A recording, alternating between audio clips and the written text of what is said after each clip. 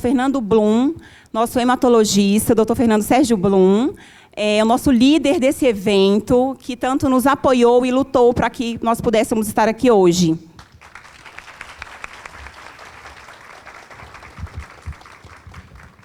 Obrigado, Elba, aí pelas palavras. A gente está aqui hoje reunido, né, para o que a gente chama de jornada, né? Então, estou aí cada um tem a sua jornada. Hoje é a jornada do paciente oncológico.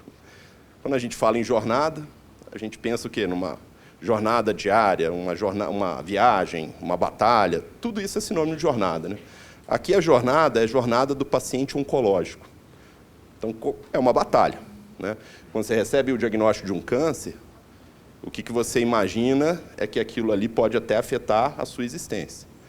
É um tratamento que tem início, meio e fim, e o fim pode ser, inclusive, o fim da sua vida. Hoje a gente se predispõe a discutir os diversos aspectos do gerenciamento deste paciente. O gerenciamento da sua gestão ambulatorial, farmacêutica, fisioterápica, psicológica e até, no final do evento, conceitos de fim de vida. Importante mencionar que esse processo terapêutico para o paciente é muito sofrido. E a gente tem uma missão que é ser o melhor. O melhor. O melhor que alguém, não. O melhor que nós mesmos, sempre. E, para isso, a gente precisa de uma equipe multidisciplinar. Então, assim, valorizar a equipe multidisciplinar não é nenhuma qualidade, né? Eu acho que é até um sinal de inteligência. Ou não valorizar é um sinal de burrice, né? Então, do ponto de vista prático, o que a gente espera hoje é trazer elementos aqui para que vocês entendam a importância também da equipe, mas que aprendam com ela. É uma equipe que faz a diferença.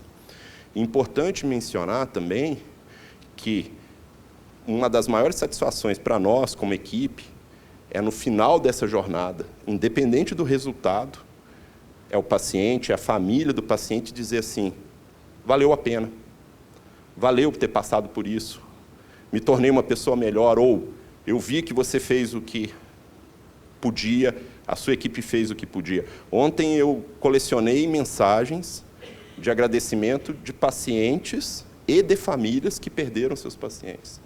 Eu não conseguiria se não fossem vocês. Então, para mim é uma honra estar aqui, ter agido com esse grupo, ter pensado nesse evento, e eu não conseguiria se eu não tivesse apoio e pessoas que acreditavam acima de mim. Então, eu queria que o Dr. Raul, que é o nosso diretor regional, ele é vice-presidente da Redditor, proferisse também algumas palavras para vocês nessa abertura. Muito obrigado.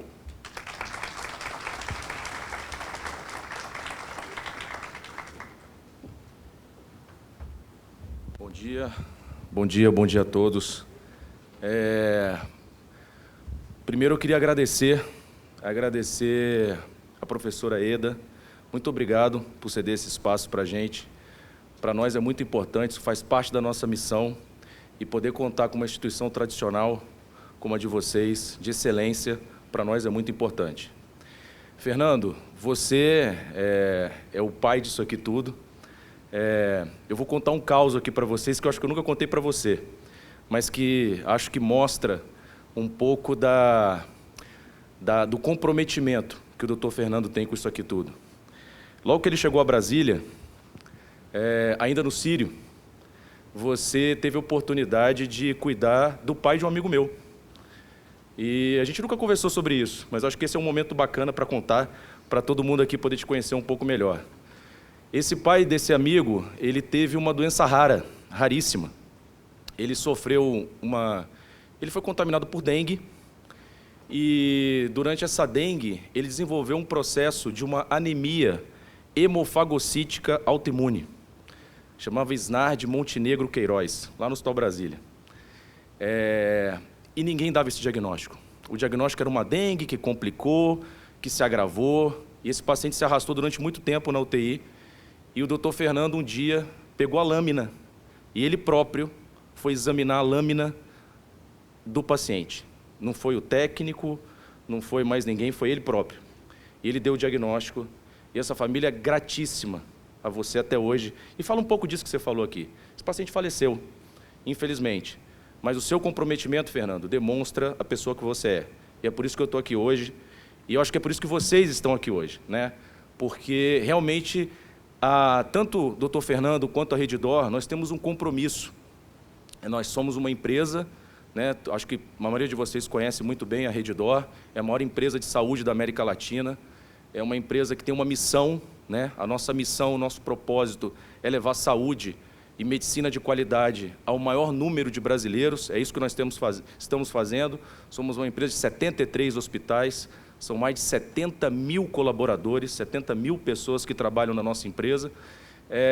E isso aqui hoje para a gente é muito importante, porque nós esperamos que daqui saiam pessoas, como você falou, pessoas mais bem preparadas, pessoas que possam cuidar dos nossos pacientes de uma forma melhor. E não se enganem, um dia todos seremos pacientes. Um dia todos nós vamos estar fatalmente deitados num leito do hospital.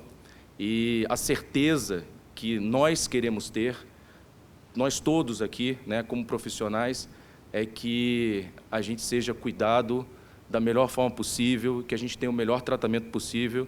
E isso é parte do ensinamento que eu acho que vocês terão aqui hoje. Tá bom? Muito obrigado, pessoal.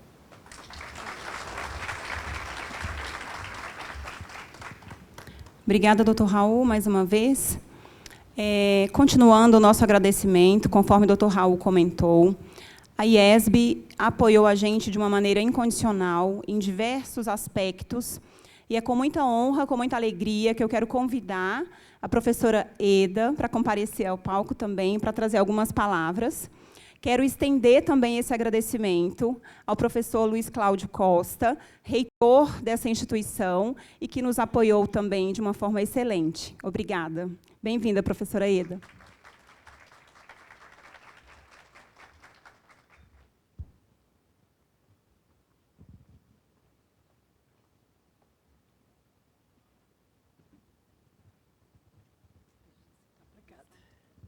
Bom dia a todos vocês que estão aqui, num sábado meio cinzento, mas eu espero que seja um dia muito proveitoso, muito. Eu estava comentando com o Dr. Raul e o Dr. Fernando Blum, que é meu médico, sobre a Alemanha.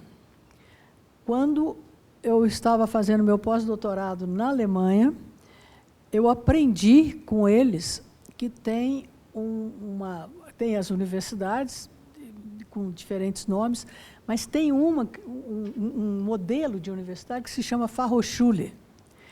E esta Fachhochschule trabalha diretamente com as empresas. Então, o ensino é mais ou menos assim. O aluno fica um semestre ou dois, isso eu não lembro se é um ou dois, para ter a teoria. E depois ele vai para uma das empresas que a universidade tem acordo e que os dois ensinam ao mesmo tempo. Então, tem um professor que acompanha o aluno lá da universidade e tem a pessoa que é o prático, dentro que está fazendo a prática com os alunos deles. Então, isso faz uma combinação muito boa, porque, enquanto os conceitos estão sendo discutidos lá na Fachhochschule, o aluno que está lá na prática está aprendendo demais. Então, quando eu criei o IESB, eu pus logo um slogan que a teoria e a prática sempre estarão juntas. Então, eu gostaria de saudar o professor Raul, o professor e doutor, meu médico querido, doutor Fernando Blum, e o nosso reitor, que está levando junto conosco essa batalha. E a minha filha, Liliane Barbosa, que é uma das mantenedoras. Nós somos 3 mantenedoras. Eu e ela, que começamos, porque o irmão dela tinha, acho que uns 12 anos, e depois, quando ele ficou com 18 anos, ele entrou na mantenedora. E eu quero dizer para vocês o seguinte: venham sempre que tiverem ideias boas, inovadoras. porque vocês são aquelas pessoas que podem estimular outros para mudar o mundo, para melhorar o mundo. Nós estamos num mundo muito triste. É muito difícil encontrar pessoas que são dedicadas, assim como relatou o professor Raul sobre o professor Fernando. E eu vou dizer para vocês, eu gosto muito de ir nas consultas dele, e nas consultas que eu tenho com ele, né? Mas eu acho que eu já coordenei no Brasil um programa chamado PAPS, Programa de Apoio aos Profissionais da Saúde, que envolvia todas as áreas. E era um programa da CAPES, do Ministério da Educação, que queria introduzir inovação nos cursos da saúde. E a CAPES deu muitas bolsas para os nossos alunos ir para diferentes... Nossos alunos não, nossos professores das universidades irem para muitas experiências fora do Brasil. E fazerem doutorado, fazerem mestrado, tinha bolsa para tudo. Então, gente, de vez em quando se cria uma ideia. Essa ideia que vocês propuseram é uma ideia, para mim, brilhante. Por quê? Porque os nossos alunos têm que estar juntos com aqueles que estão na prática. Os nossos alunos vão aprender mais, com certeza, porque estão também na prática. E vocês devem se dedicar, eu sei que vocês se dedicam, porque é uma área difícil. Eu não servia nunca, nem para ser médica, nem para ser enfermeira, nem para ser fisioterapeuta, nada dessas coisas para mim eu conseguiria ser. Por quê? Porque eu sou uma pessoa que sofre muito quando eu vejo outra pessoa tendo dor, tendo sofrimento. Então, eu rezo para que vocês sejam éticos, para que vocês trabalhem naquele nível. O senhor pegou um momento muito oportuno para falar sobre o professor Fernando. Porque hoje é um dia que vocês têm que refletir se essa jornada vai parar aqui ou vai continuar. Por nós, pelo professor Luiz Cláudio, por mim, pela minha filha, pelo meu filho, nós queremos continuar, sim, porque esse é o nosso papel. Essa é a nossa missão. Formar profissionais competentes e cidadãos que queiram melhorar e mudar o mundo. Gente, muito obrigada e um bom dia para vocês.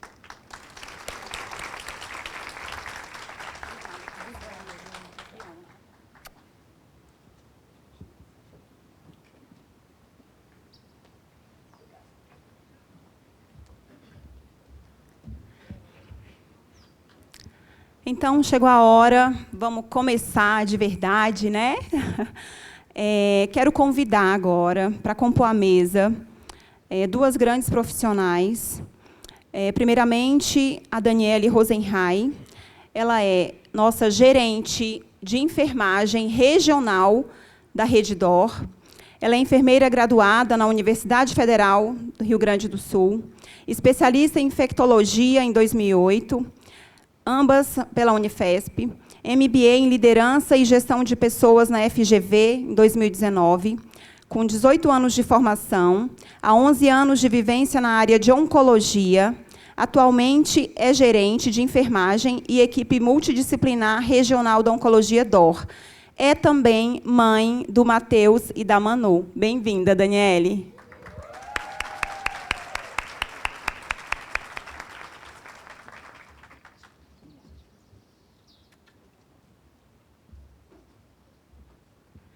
Quero convidar agora a Aline Chaves. Ela é farmacêutica bioquímica, graduada pela Universidade Paulista, DF, especialista em farmacologia clínica e hospitalar e farmácia oncológica, com 10 anos de experiência em gestão em saúde. Atualmente está como coordenadora regional de farmácia da oncologia da Rede DOR, sendo responsável pela cadeia de suprimentos e farmácia clínica, fazendo também parte do Centro de Pesquisa Clínica da Rede DOR do DF. possui ampla experiência em acreditações internacionais como JCI, ASCO e ONA. Quero convidar você, Aline, para compor a nossa mesa. Muito obrigada.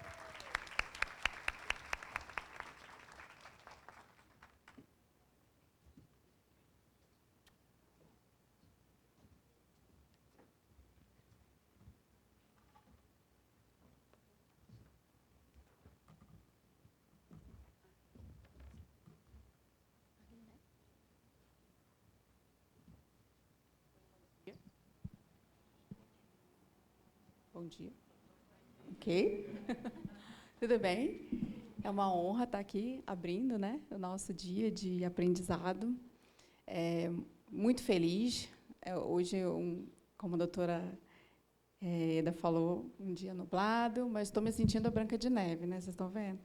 Passarinho, é a coisa mais linda, né? Que gostoso estar aqui com vocês. Que o dia seja muito proveitoso. Feliz de ver muitas carinhas aqui conhecidas. Eu espero que seja uma jornada incrível para vocês também. Bom, eu e a Aline, nós temos a missão de falar sobre os desafios e as inovações sob a ótica da gestão, né? No cenário do ambulatório, num cenário ambulatorial. Então, só um pouquinho. Bom, então a gente vai falar um pouquinho disso, né, de tudo que a gente vive no nosso dia a dia, e discutir com vocês e mostrar para vocês como um pouquinho, né, como acontece lá no nosso dia a dia. Então, quais as estratégias para aprimorar a coordenação de uma equipe multidisciplinar? E a gente vai falar de farmácia e de enfermagem, mas a gente conta também nas nossas unidades com odonto, com físios, com nutrição, com psicologia, e como é que é fazer a gestão de todas dessas equipes, né, dentro desse cenário ambulatorial. Bom, trazendo, né, um panorama sobre o nosso cenário, né, eu acho que é importante, né, a gente começar com esse desenho, né, as estimativas, né, que a OMS e o INCA, eles mostram, né, as entidades de saúde no país mostram que o Brasil aumenta a cada dia, né, e vai aumentar mais de 704 mil novos casos de câncer a cada ano até 2025. Isso é uma projeção para 2025. São mais de 230 mil casos por ano, né, até. E a perspectiva é que a gente aumente mais de 50% até 2032. Então, a gente tem um cenário onde esse aumento de casos ele impacta, né, tanto na sociedade, né, impacta para o envelhecimento, né, dessa população, tem um impacto, mas o setor da saúde tem esse crescimento, né, dessa população que a gente atende. E os impactos disso, né, no nosso dia a dia. Bom, a gente tem uma infraestrutura, aqui falando de Brasil, né, a gente tem uma estrutura limitada, uma infraestrutura limitada. Muitos ambulatórios enfrentam as escassezes, né, escassezes do serviço. De espaço, por exemplo, que é uma coisa real nas nossas unidades, né? Eu acho que quem já trabalha com oncologia sabe isso. A gente está sempre muito, né, com serviço. Onde que eu boto? Onde que eu vou colocar mais pessoas ali dentro? Isso é uma realidade dos ambulatórios. Equipamentos. Muitos hospitais passam por isso, né? Muitas unidades passam por escassez de equipamentos, de leitos hospitalares. Então, a gente quer deshospitalizar os pacientes e trazer para o ambulatório também. Isso vai fazendo a gente ficar mais tenso, né, dentro do ambulatório. Aí nós temos, né, dependendo das regiões do Brasil, nós temos falta de médicos, de enfermeiros, de outros profissionais especializados. Especializados em cuidar de pacientes oncológicos, o profissional é um profissional escasso ainda, é difícil para a gente, até numa seleção, às vezes a gente, eu quero um perfil assim e tal, e a gente esbarra nisso, nessa escassez, às vezes é muito difícil encontrar um profissional especializado. Acesso ainda é desigual no nosso país, né? A gente tem essas diferenças de acesso entre as regiões do país, as diferenças entre a região sudeste, entre o norte do país, por exemplo, né? E o financiamento ainda, né, insuficiente. Então, recursos nos ambulatórios de oncologia, frequentemente, né, dependendo da região onde você está, a gente tem um recurso limitado, um recurso pequeno, né, para o ambulatório. Bom, e aí, com esse cenário, né, a gente precisa, né, iniciativas para a gente ir, né, de encontro às melhores ações, são a expansão, né, da nossa rede de atendimento ambulatorial, construção de novos ambulatórios, construção de hospitais especializados em oncologia. A gente tem essa necessidade desse crescimento. Capacitação dos profissionais. Então, programas, né, onde a gente possa...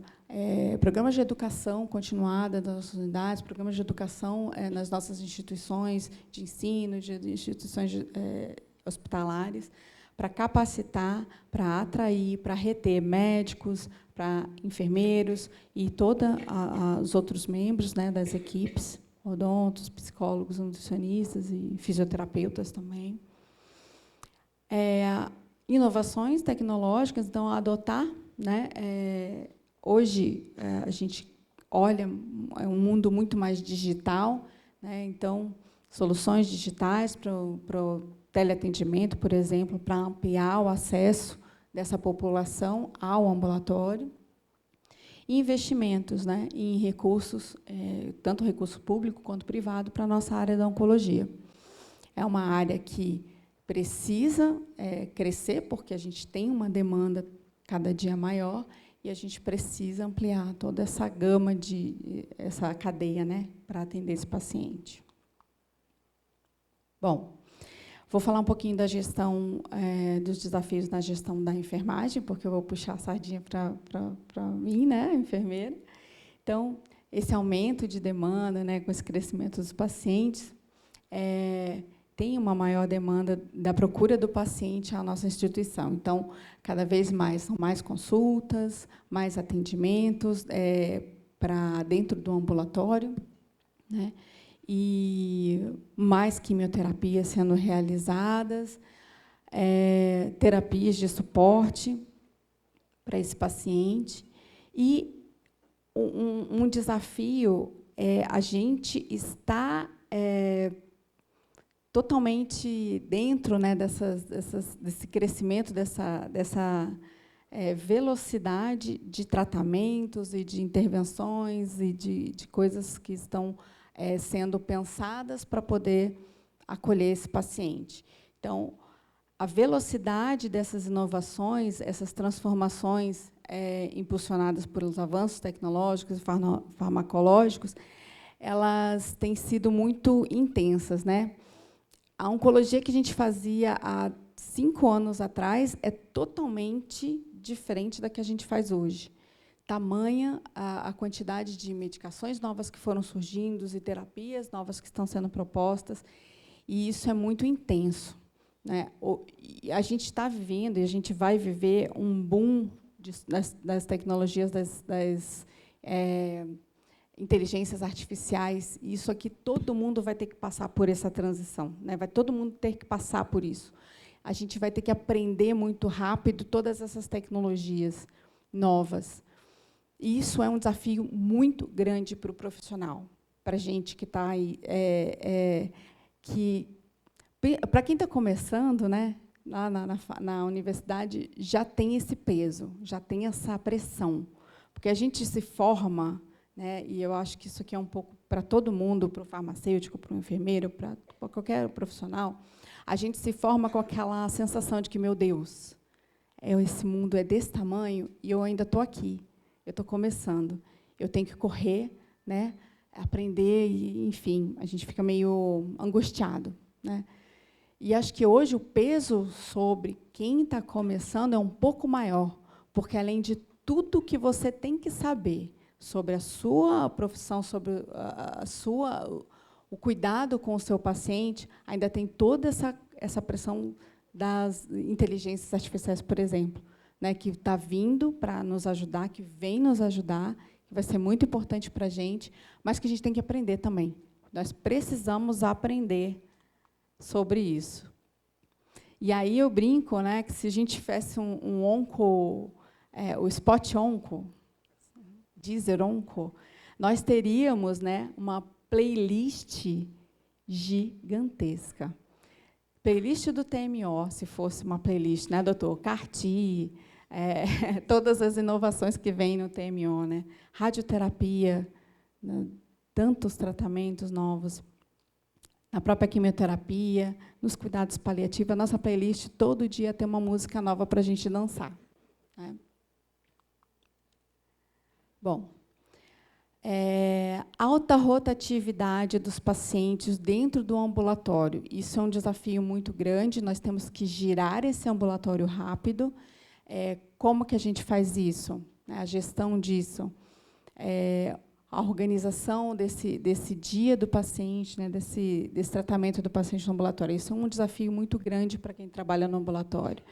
Então, garantir esse atendimento rápido, preciso, seguro para o paciente é um desafio para a gente no ambulatório. Coordenação dessas equipes. É uma equipe muito grande, né? O médico, com todas as necessidades que a gente precisa olhar, né, enquanto enfermeiro, o psicólogo que traz demandas também, o farmacêutico, e o enfermeiro está ali no meio, ele é aquele elo ali, né, que segura todas as equipes.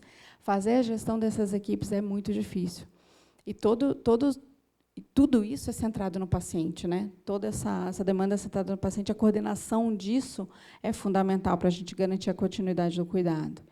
E a retenção, né, dessa equipe, a gestão de RH. A capacitação e a retenção das equipes de enfermagem são os desafios constantes encontrados para todos, né? Aí não é só ambulatório. Ambulatório e hospital, fazer a retenção desses profissionais é um desafio muito grande para a gente. Alinhar, né, a expectativa entre o meu ponto inicial e o sucesso, a gente queria que fosse uma linha reta, mas, na verdade, a gente sabe, né, que a realidade ali é cheia de nuances e acontecimentos que fazem o caminho ser muito mais longo, né? Alinhar a expectativa que o paciente chega na nossa unidade, expectativa de um tratamento, a expectativa em relação até ao local, né, a instituição onde ele vai ser tratado. Não, mas eu paguei meu plano de saúde para ser tratado aqui, eu quero ser tratado agora, eu não quero esperar, eu estou aqui e vamos, né? Eu quero um serviço que, afinal de contas, eu paguei, eu estou aqui, né? A expectativa da equipe também, né? Porque eu estou aqui, tenho 17 pacientes, 20 pacientes, já são 18 horas, e eu estou aqui, enfim, né? Falei pouco, tá? Falei 17 pacientes é pouco, depois das 18 horas, dependendo de você está, bem pouco para o ambulatório. A expectativa dessa equipe em relação ao que ela está fazendo, né? Em relação ao paciente. A gente sempre pensa num cenário mais tranquilo e, na verdade, o que a gente trabalha no dia a dia é um cenário de guerra, né? Um cenário que a gente tem que ser rápido e ser preciso, né?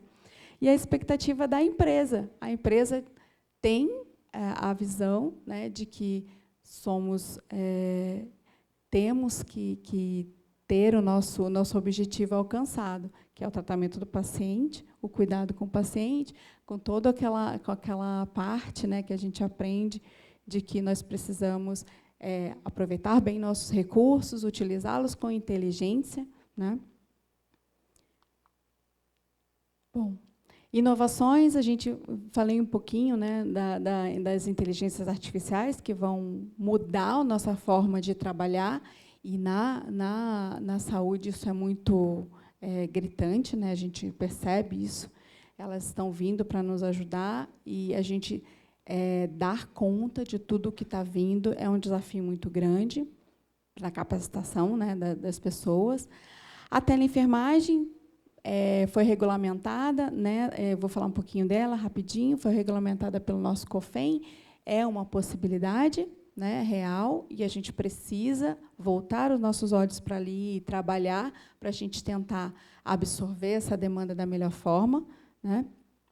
E o monitoramento remoto dos pacientes. Hoje, a gente tem aplicativos de saúde que ajudam a gente a monitorar esse paciente, ajudam a monitorar sintomas do paciente em casa e a gente manejar melhor para trazer esse paciente para dentro do ambulatório.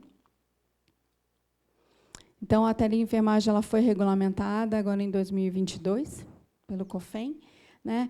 E é permitido as consultas virtuais, desde que a gente tenha todo o consentimento do paciente, cuidado com o LGPD, enfim, a gente pode ajudar, né, a desinchar um pouco os ambulatórios.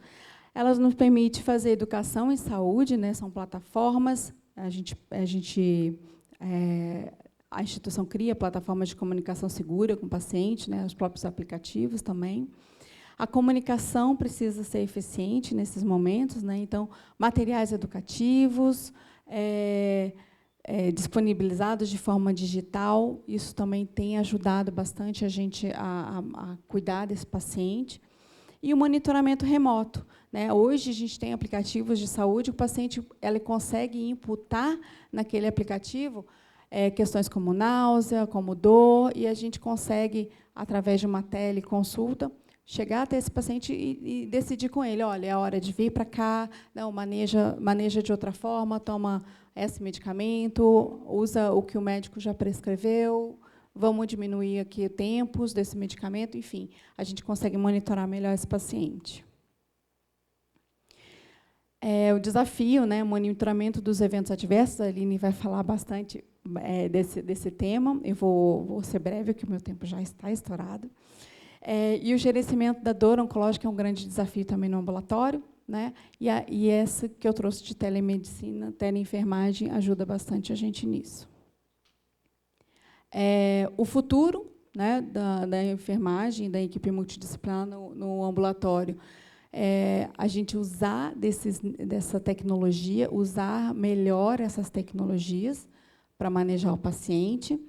As práticas avançadas na enfermagem, né, então, controle de uso de protocolos específicos para controle de dor, para manejo de administração de medicamentos em casa, para que esse paciente siga melhor o tratamento. E a preparação da equipe, investimento na capacitação, isso a gente já faz aqui hoje, né?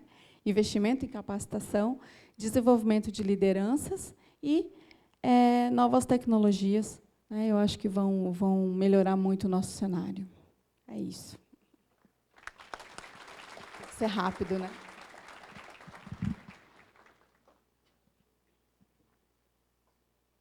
Não, pode ir tranquilo. Bom dia, pessoal. Então, eu vou dar continuidade um pouquinho aqui, rapidamente, né, explanar um pouquinho sobre esses desafios, mas mais voltado aí, então, para a parte de farmácia. Bom, e quando a gente fala em farmácia, a gente já pensa logo no medicamento, né? Então, por isso, eu trouxe essa engrenagem aqui da cadeia de medicamentos, porque os desafios já começam desde a aquisição e seleção, né? Então, na abertura de um ambulatório, o que nós precisamos pensar, né? A padronização.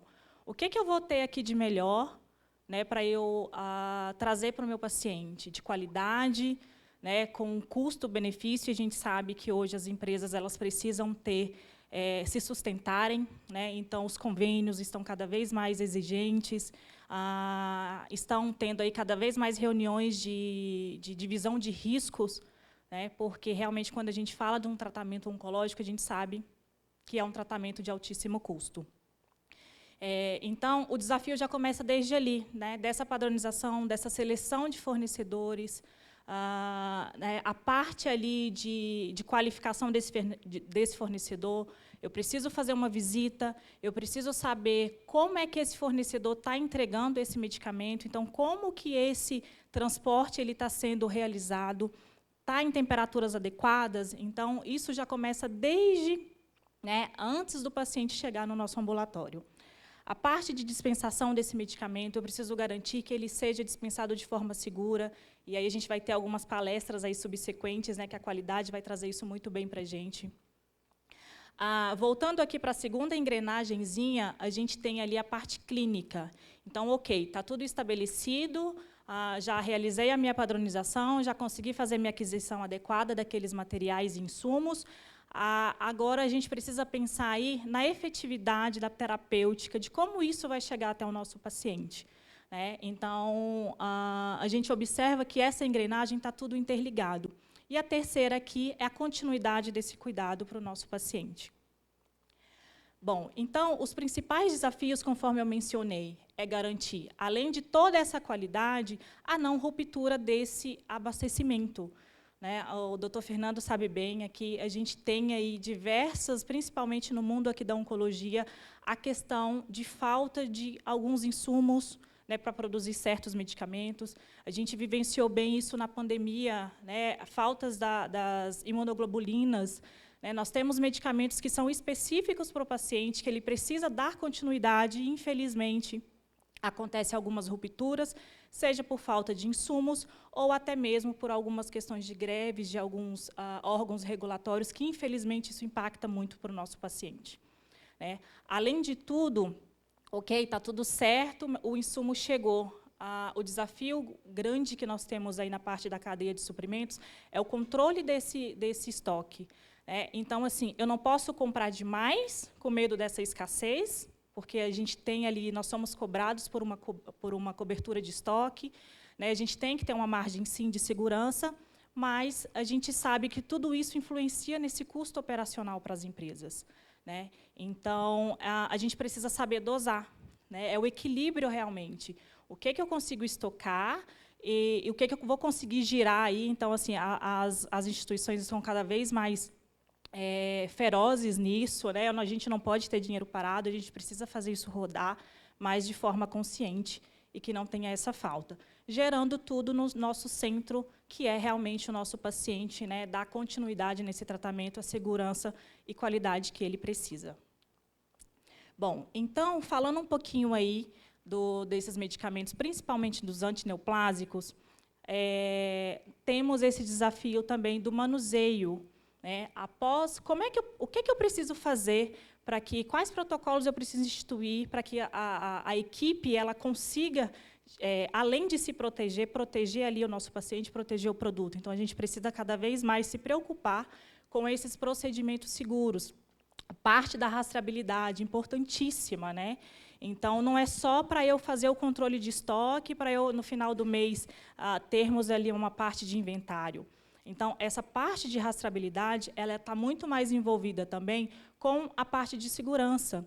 E se aquele medicamento trouxe uma reação para o meu paciente? Como é que eu vou conseguir fazer esse rastreio? Né? Então, a tecnologia aí que a Dani mencionou bem, ela vem nos apoiar justamente para que eu consiga ter esse controle de estoque e eu, como gestor, consiga fazer uma entrega para a instituição de que está tudo ok com o estoque. Em contrapartida, eu preciso também garantir que aquele lote, aquele medicamento, ele foi para aquele paciente, caso, né, ocorra ali algum tipo de reação adversa, a gente consiga rastrear e ir até a fonte, ir até as indústrias, fazer um controle de qualidade para que a gente consiga identificar, de fato, se está tendo um desvio de qualidade ou não daquele produto. E, cada vez mais, a parte de treinamentos de equipe. Né? Então, é isso que nós estamos fazendo aqui, promovendo isso hoje, para que, de fato, para fazer cada passo desse aqui, a gente precisa ter esse comprometimento, né? E a gente precisa muito do apoio dos colaboradores para que, junto à gestão, a gente consiga fazer essa engrenagem, né, funcionar cada vez melhor. Bom, e aí, pincelando um pouquinho sobre farmácia de produção. Né? Então, temos alguns desafios. Aqui na Oncologia Dó e na Rede Dó, nós temos a farmácia centralizadora, né? Fomos pioneiros aí, aqui em Brasília sobre esse segmento de ter uma única farmácia de manipulação. Então, nós temos vantagens e desafios, né? Essa farmácia centralizadora, a gente precisa ter um armazenamento totalmente adequado, com controle de umidade, controle de estabilidades, né? Controle de acesso e segurança.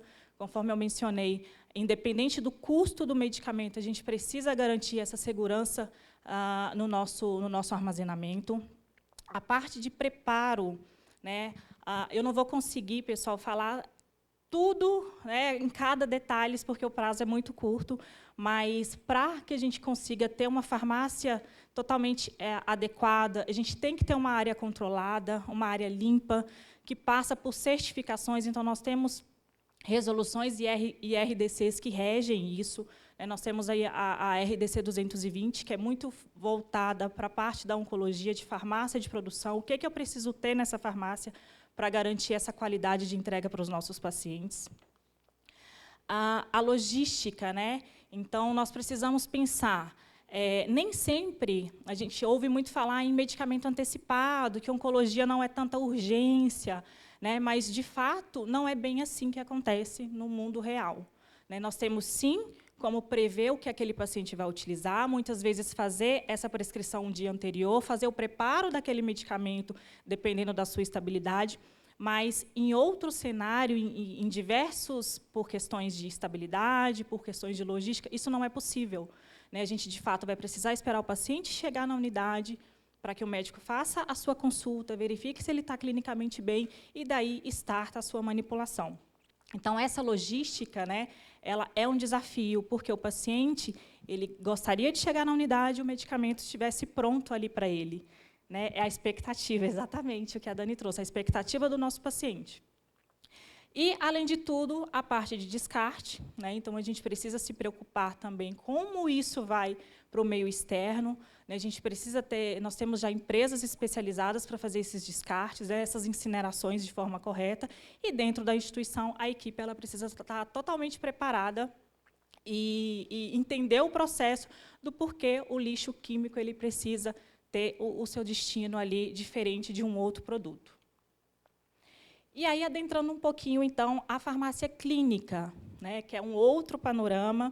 Então, nós temos aí a farmácia de produção e a farmácia clínica. A farmácia clínica, os desafios que nós enfrentamos, são isso que a Dani comentou rapidamente no slide dela, é onde eu preciso ter essa validação minuciosa de prescrição, para saber se aquela dispensação ela vai ocorrer de forma correta e se aquele medicamento, em algum momento, traz uma reação para o nosso paciente, a gente precisa acompanhar, né? A gente precisa saber se é uma reação que estava prevista em bula ou se é uma reação que, de fato, é uma hipersensibilidade daquele paciente, o que nós, como profissionais da saúde, estamos ali, a gente pode trazer de qualidade para esse paciente. O protocolo da instituição não diz que eu preciso entrar com antihistamínico para esse medicamento. Certo, mas aqui a gente trata o indivíduo, né? Aquele indivíduo, tudo bem que o protocolo não tem um antihistamínico, não tem um corticoide, mas, doutor, ele realmente aqui, esse paciente tem uma hipersensibilidade. Será que a gente pode adentrar? E a gente observa que o profissional hoje ele está cada vez mais multi, né? Então, isso que o doutor Fernando nos trouxe. Ele sozinho não vai conseguir tratar o paciente. A gente precisa de vocês, né? A gente precisa da enfermagem, do farmacêutico, do fisioterapeuta, né? E aí, com todas essas questões que o médico muitas vezes está ali preocupado com o diagnóstico do paciente, o profissional ele pode dizer, doutor, será que a gente consegue fazer essa inclusão desse pré-medicação? E isso a gente observa que está cada vez mais sendo aceita, né? Porque eles entendem que é um apoio que a gente consegue dar no momento ali do tratamento, né, que o foco é o nosso paciente. E, com isso, fazer esse monitoramento contínuo, né? Então, de fato, a gente precisa fazer as notificações. Nós seguimos algumas diretrizes, né, para saber se aquela notificação estava prevista em bula, quanto tempo de mercado o medicamento tem, se eu preciso passar isso para o Vigimed ou não. Então, e é claro, nós, como gestores, precisa cada vez mais preparar o profissional para que ele entenda e que ele consiga fazer com que esse fluxo flua, E aí, né, a gente conta com essas inovações também. Então, temos softwares cada vez mais avançados, já temos plataformas, né, nesse monitoramento digital que acontece de forma ali momentânea. Então, algumas ferramentas, eu acabei de baixar o medicamento, a gente já consegue fazer uma expectativa ali de consumo, uma expectativa de compra, e isso tem ajudado muito.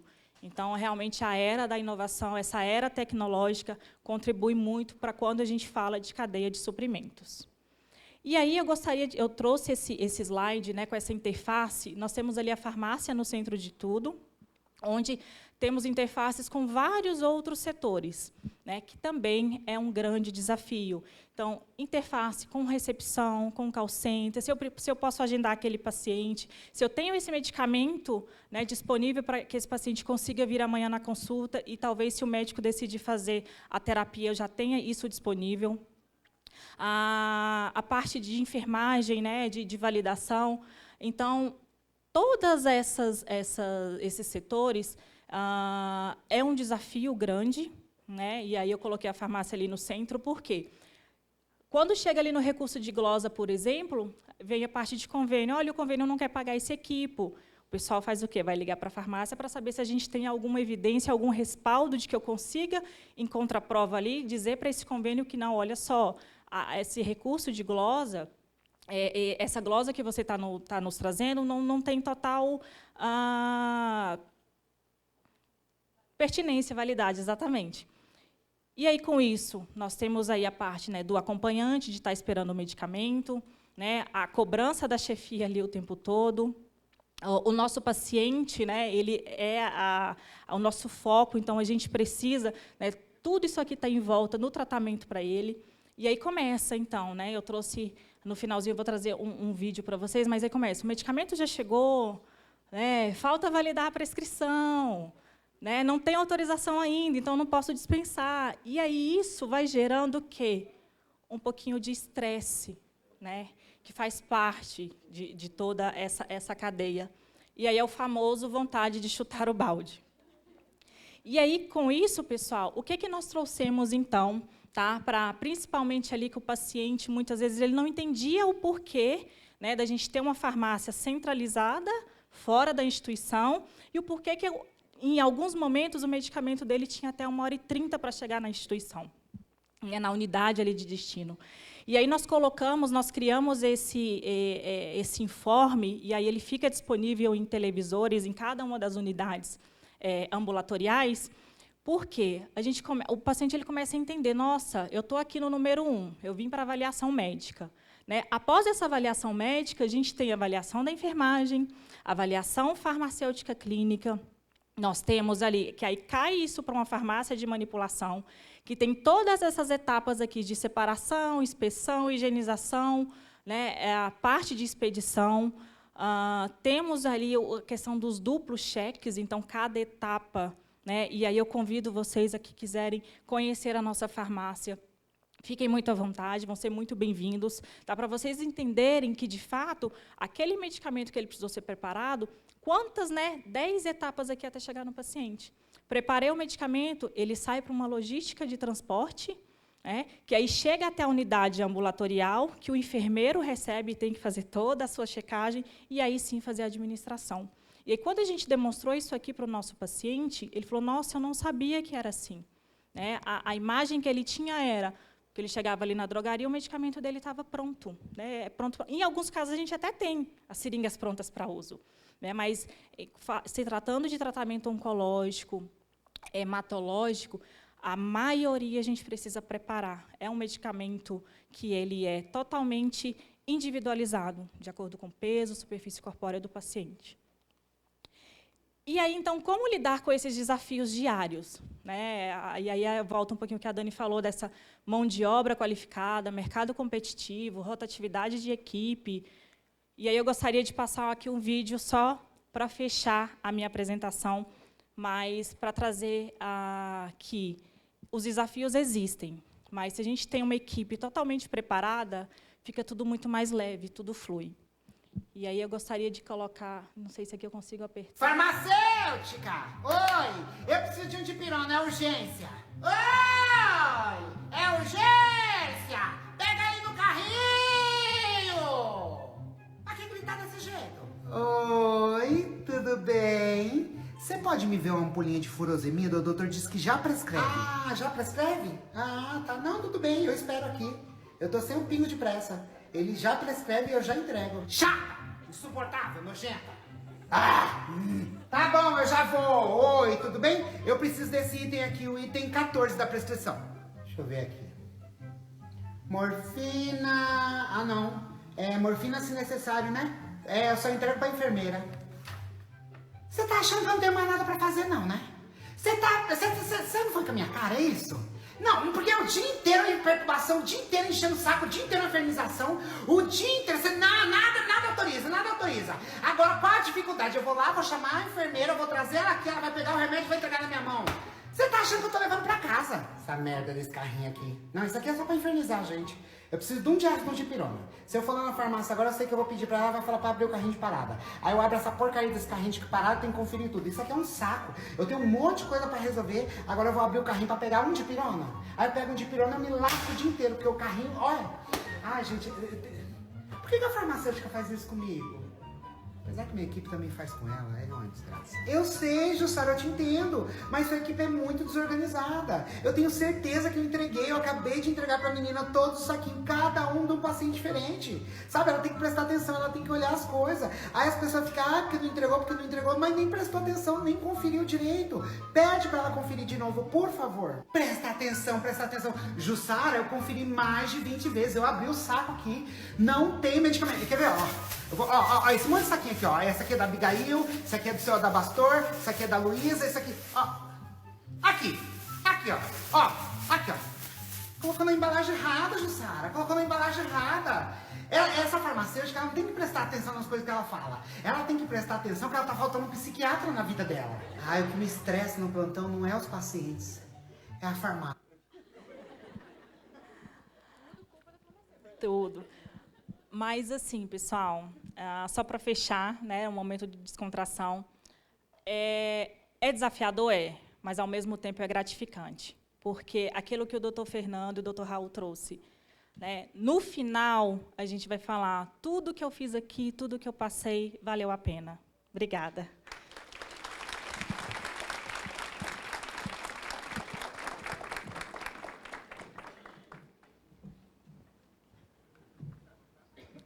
Obrigada, Aline.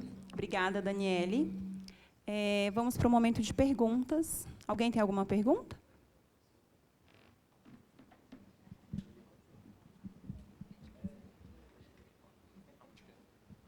Pode levantar. Oi, senhora. Oi, bom dia. Meu nome é Andréia e eu tenho uma pergunta para as duas, né? É sobre gestão. Diante de um cenário dinâmico e também tão inovador, né? Qual é o maior desafio para o gestor dentro da oncologia? E são para as duas, tanto para dentro do âmbito da enfermagem como da farmácia. É o maior desafio, dentre todos os desafios. Pessoas. Gerenciar pessoas, né? E por mais a gente se capacita, né, nas escolas, e a gente sai muito preocupado com o medicamento, o paciente, sintomas, sinais e tal. E a gente, de repente, se depara com pessoas, né? Gerenciar pessoas, cuidar de pessoas, que cuidam de pessoas, para mim, o maior desafio. E é aquele desafio que talvez a gente não seja tão... Até falam para a gente, mas a gente ainda sabe bastante cru da faculdade, né? Bastante. E aí vai descobrindo, vai se dando conta daquilo, né? Como cuidar, como fazer isso. Acho que esse é o maior desafio, para mim é o maior desafio. Sem sombra de dúvidas, concordo com a Dani. Essa parte processual é desafiadora? Bastante. mas é algo que, a partir do momento, é desafiador talvez você planejar, você desenhar e você estruturar, né? E aí depois a gente, claro, tem um desafio aí de dar essa continuidade, né? E se tratando de pessoas, é isso, é muito particular de cada um, né? Então, quantas vezes, 5 horas da manhã, a gente recebe uma ligação, olha, eu não vou conseguir. E muitas vezes a gente sabe que não é porque a pessoa não quer, né? A gente tem uma vida, a gente tem algo, né, uma vida pessoal, e que, às vezes, por algum percalço, seja por uma questão de doença, né, infelizmente, não vai conseguir chegar. Então, o desafio, e aí voltando um pouquinho também para o cenário acho que é identificar perfis dentro do seu âmbito de colaboradores, né? Então, às vezes, aquele colaborador ele não está desempenhando um bom papel aqui, mas o perfil dele talvez é muito mais estratégico do que operacional. Então, é um desafio, sim, né, você ter essa percepção, mas que, se você conseguir fazer esses remanejamentos, isso torna também um pouco mais fácil. E aí vem essa parte de capacitação que a gente precisa intensificar. Hoje está tudo muito fácil, a parte do acesso à informação, né? Então, acho que a parte de pessoas realmente é o maior desafio aí de uma gestão, né? Não só na oncologia, mas eu acredito que de forma geral. Obrigada.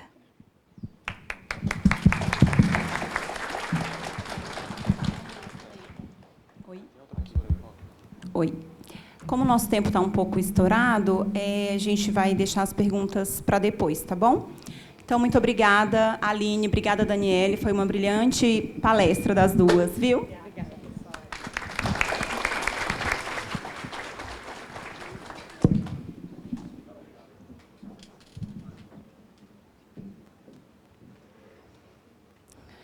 Então, dando seguimento aqui no nosso evento, eu quero agora convidar o próximo moderador da seguinte palestra.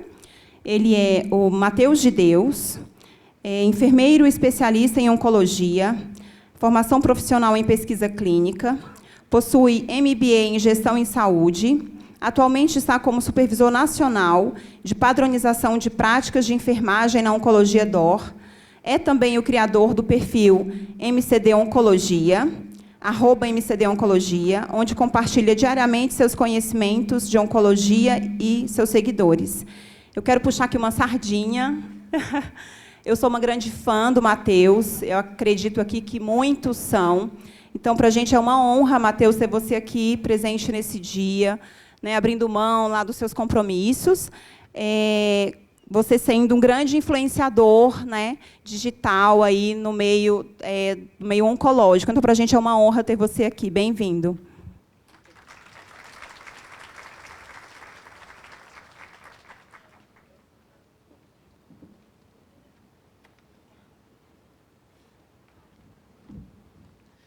Bom dia a todos.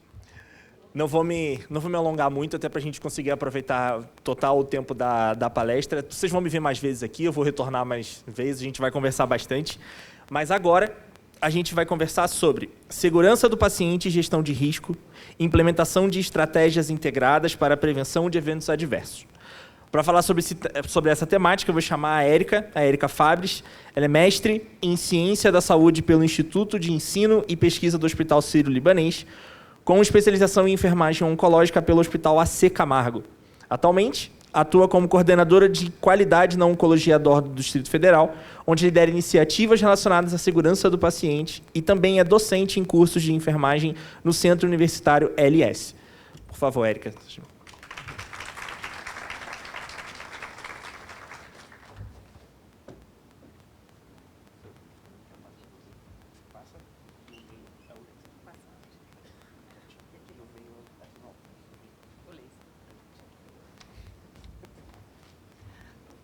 Bom dia, gente. Que prazer estar aqui e falar sobre segurança, né? Falar sobre segurança, eu acho que é mais do que uma missão, é um propósito que nós todos temos que ter. Bom, falando em segurança, eu gostaria de perguntar para vocês, pensando na nossa segurança, vocês morariam aqui, nessa casa, no meio do nada? Não precisa morar, talvez passar uma temporada. Ficou mais fácil, né? Mas quando eu faço gestão de risco, eu posso até morar. Olha só, a casa foi criada em cima de uma pedra que dificulta, quando a maré aumentar, de entrar água na casa. Mas, se a maré aumentar tanto e a casa entrar, eu não vou ficar ilhado, porque eu tenho um bote, um caiaquezinho, e eu tenho uma boia, caso eu não saiba nadar. O que isso significa? Que quando eu faço gestão de risco e analiso os meus riscos, eu posso fazer o que eu quiser, não é? Pensando ainda em gestão de risco, quando eu reconheço e identifico o risco, eu consigo avaliar, tratar e dar uma resposta para ele. E, muitas vezes, eu consigo mitigar. Quando eu não consigo mitigar, eu consigo diminuir a probabilidade dele acontecer. E, ao contrário, também é verdadeiro. Se eu ignoro o meu risco, eu fico exposto a ele. E, certamente, ele vai se materializar, né? Na área da saúde, a gente chama isso de evento adverso. Eu tenho a materialização do risco, eu tenho o evento adverso e eu tenho o dano para o meu paciente. Por isso que é importante falar em gestão de risco na segurança em saúde, na área da saúde. Eu trouxe um livro para vocês, muito famoso, de 1999, onde ele fala que errar é humano, onde deu o boom para a segurança do paciente. Esse relatório feito nos Estados Unidos, ele relata que os profissionais de saúde estavam cometendo falhas na assistência à saúde. E muitas vezes eles falavam erro médico, a gente não chama de erro médico, porque não é o profissional médico que erra, mas é o sistema de saúde. Então, se fala falha na assistência à saúde. E, quando ele mostra isso, existe um movimento pelo mundo. A Organização Mundial da Saúde começa a pensar em segurança do paciente. Em 2001, sai outro livro, e ele demonstra o quê? Que entre os cuidados atuais que existem na saúde e o que deveríamos ter, não existe apenas uma lacuna, mas um abismo. E isso é muito preocupante, porque nós somos formados para curar as pessoas. Só que a nossa profissão, as nossas atividades estavam causando danos para o paciente, e muitas vezes catastróficos. E aí eu pergunto para vocês, errar é humano? A gente sempre se pergunta isso, ninguém quer errar, né? Mas nós podemos errar, e errar é, sim, humano, e nós vamos cometer falhas, infelizmente. Um estudo do BMJ, em 2016, nos Estados Unidos, ele relata que falha na assistência à saúde é a terceira causa de morte no país, perdendo apenas para doenças cardiovasculares e câncer. Assustador. E ainda ele relata que estima-se que 50 mortes evitáveis provocadas pelo cuidado à saúde, provocadas, né, pelo cuidado à saúde, poderiam ter sido evitadas.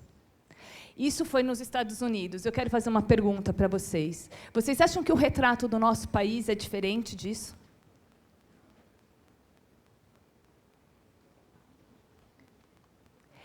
Isso é como se a gente soubesse, se a gente assistisse na televisão um avião caindo por dia, se não mais. Assustador. Só que nós nunca erramos sozinhos. Quando a gente fala em falha na assistência à saúde, eu falo do queijo suíço, né? As falhas acontecem muitas vezes por processo. O livro Errar é Humano, ele relata que 99% das falhas é provocada por processos mal desenhados dentro da instituição. Alguém lembra aqui do acidente aéreo da TAM em 2007?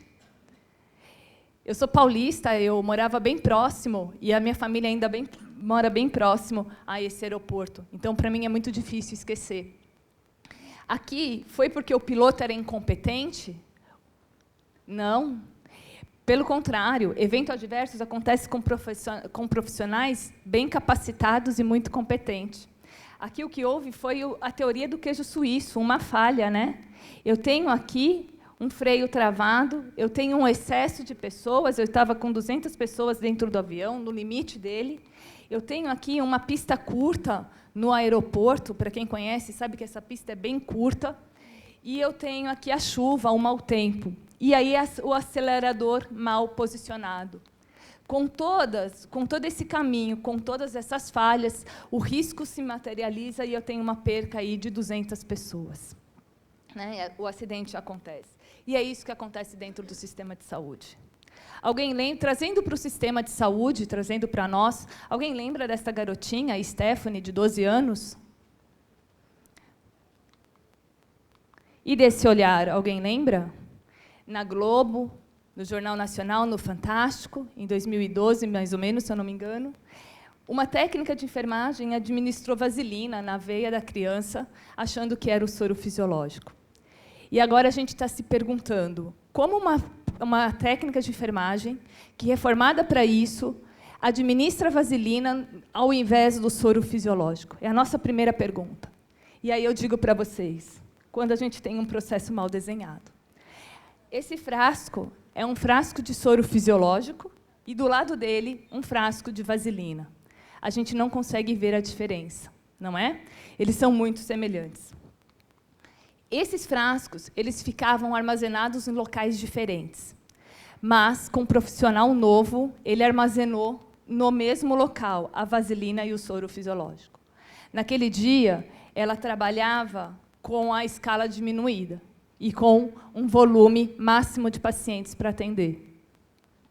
A primeira vítima foi a criança Stephanie, que foi a que faleceu após receber vaselina no soro.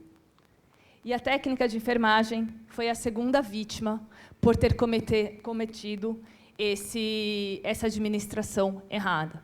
Hoje, ela não trabalha mais na área e, para quem lembra, a mídia foi bem agressiva com ela. E eu tenho, além da primeira e da segunda vítima, eu tenho a terceira vítima, que é a instituição. Quando acontece um evento catastrófico como esse, a instituição ela também tem a sua imagem, né, ela também tem sua perca financeira, ela tem sua imagem comprometida. Voltando aqui para o livro Ainda Errar é Humano, ele descreve que o principal evento adverso que acontece dentro das instituições de saúde é o processo na administração de medicamento. Se a gente for falar da oncologia, né, se a gente for falar do ambulatório de oncologia, 95% dos meus processos envolvem a administração de medicamento. E como que nós, sabendo de tudo isso, aprendendo com o erro que nós conhecemos e que nós não cometemos, né, esse erro novamente, que eu tento minimizar o erro, como é que eu faço? Eu faço gestão de risco.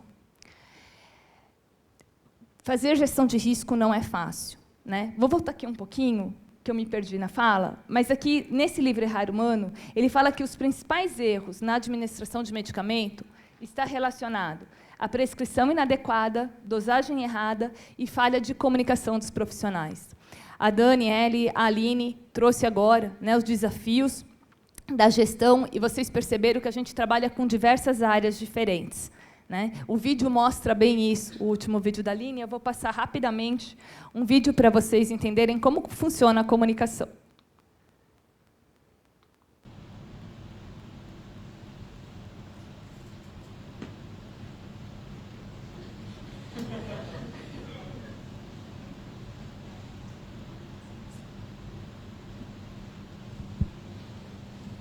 Ele é um pouquinho longo, mas se você conseguir colocar no 2, não sei se dá, mas tudo bem, se não... Se você... não, era para acelerar, acho que não dá, né? Не може по два пъти.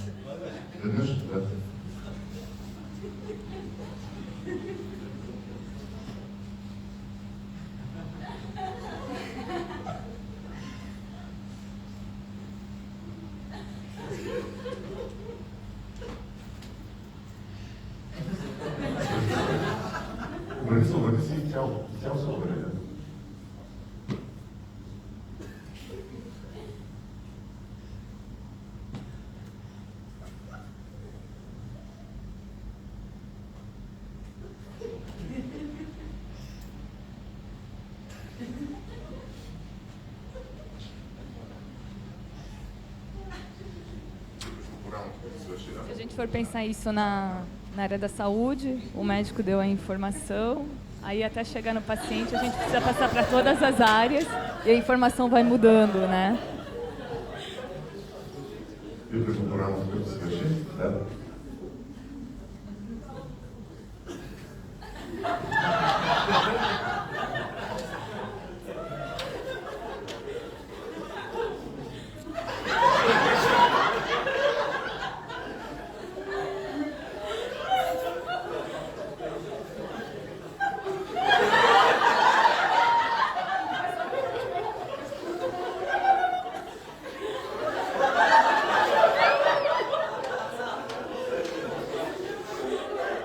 Será a passagem de plantão, né? De um plantão para o outro.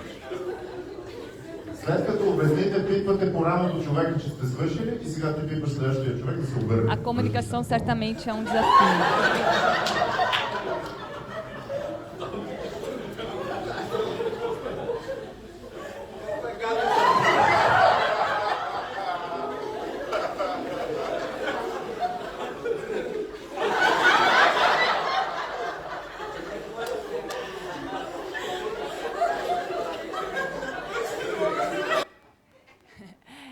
Então, eu queria mostrar um pouquinho. E agora, né, eu queria fazer aqui com vocês uma brincadeira. Eu quero que vocês contem quantas vezes o jogador de branco vai passar a bola entre si. E aí vocês vão me falar no final, ok?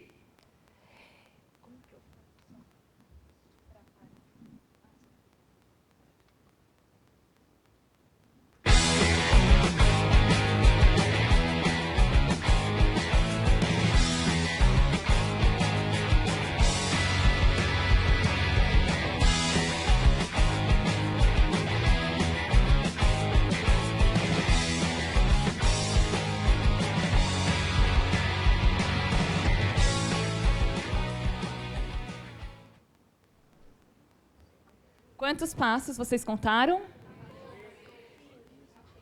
O correto seriam 15. Agora, alguém viu um gorila passando? Olha o gorila.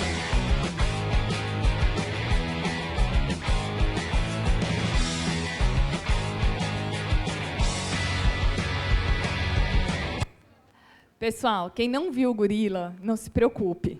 Você estava concentrado, contando os passos da bola. E aí, se nós formos pensar, né, quantos gorilas nós não temos no nosso dia a dia, que a gente está tão focado em outra coisa e nós não conseguimos enxergar.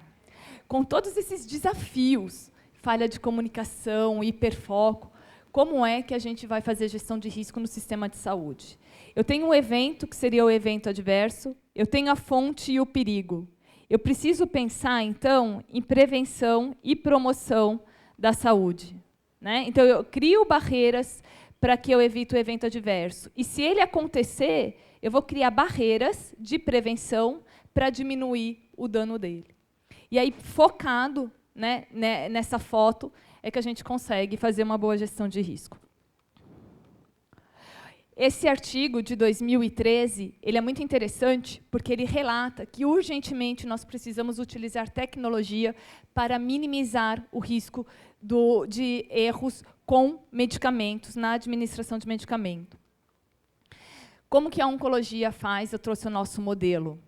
Nós temos aqui, então, né, uma régua, e eu vou começar da prescrição médica, mas a Aline já falou que tem uns grandes desafios antes disso, né, mas eu vou começar aqui do nosso operacional. Então, eu já tenho a prescrição médica eletrônica. Hoje, a prescrição médica eletrônica, a gente sabe que é um apoio para o médico não prescrever doses ou medicamentos errados. Cada vez mais, a prescrição médica eletrônica tem sido um suporte. Eu tenho a avaliação médica do enfermeiro assim que o médico libera e a avaliação do farmacêutico. Esse triângulo aqui chama tripla checagem, ou seja, eu tenho a prescrição médica onde o médico faz, a prescrição eletrônica apoia ele, eu tenho uma avaliação do enfermeiro e eu tenho ainda a avaliação do farmacêutico. E só então vai manipular o medicamento.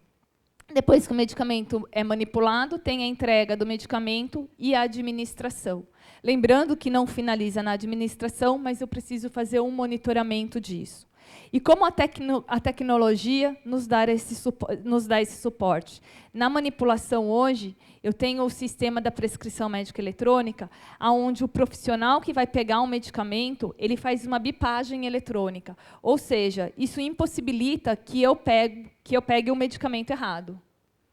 Né? Então, e se eu, por um acaso, pegar o medicamento errado, o sistema vai me alertar que não é dele o medicamento.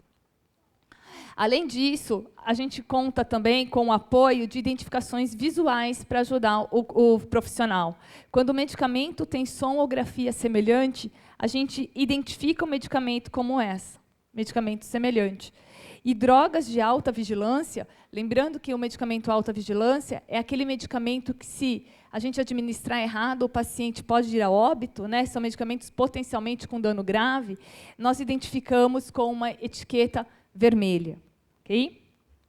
Ainda pensando na tecnologia, quando a gente vai administrar um medicamento, eu tenho a prescrição, então eu fico aqui com um notebook, né, já na administração do medicamento, a profissional que vai administrar, ela abre a prescrição médica eletrônica, ela se identifica com o crachá e bipa a pulseira do paciente, tudo isso com QR Code, obviamente, e aí, ela bipando aqui a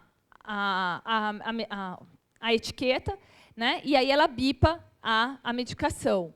Quando ela bipa a medicação, já está relacionado ao paciente. Se aquela medicação não for do paciente, tá bom aqui, né? Se não for do paciente, o que vai acontecer? O sistema vai avisar. Ou seja, se eu seguir esse passo a passo corretamente, eu mitigo a chance de fazer o medicamento errado. Além disso, eu conto com o apoio do duplo cheque. Toda medicação de alta vigilância, a gente tem um segundo profissional. Então, a partir do momento que eu fiz todo aquele passo, eu chamo um segundo profissional para avaliar novamente se é o paciente certo, a medicação certa, a dose certa, a via certa e o tempo de infusão certo. Só depois que o segundo profissional conferiu, é que eu posso infundir o medicamento. E eu acredito realmente que isso elimina todas as chances da gente fazer o medicamento errado. Não eu, né, mas quando se tem um estudo com todos. Isso chama dupla checagem. E agora, para finalizar, eu pergunto para vocês, eu preciso envolver o meu paciente nisso tudo? Eu preciso mostrar o medicamento para ele? Eu preciso mostrar que ele está fazendo o nome, que ele está o nome dele, que está a medicação? Vocês acham isso mesmo? Há 2 meses atrás, um senhor de 68 anos veio a óbito porque recebeu 4 doses a mais de quimioterapia. O agravante disso tudo é que a filha dele sinalizou que alguma coisa estava esquisita, que ele não fazia 4 doses da injeção. E aí o enfermeiro falou que era normal e fez. Né? Foi erro desse enfermeiro? Obviamente que não. Existe que a gente acabou de falar que existe um processo, que existem várias falhas, mas ele poderia ter sido a barreira final. Se ele parasse para ouvir um pouco mais o quê? O paciente. A gente precisa ouvir o paciente. Quantas vezes a gente não escuta o paciente e depois se arrepende?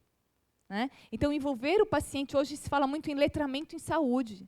O que é o letramento em saúde? Educar o paciente e dar armas para ele também fazer parte do cuidado dele. Ele ajudar a gente a não errar.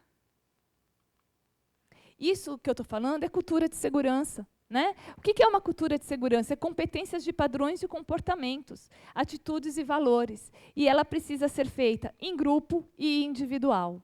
Né? Então, a gente tem os nossos valores de instituição, mas eu tenho os meus valores individuais também. E eu deixo aqui para o nosso desafio.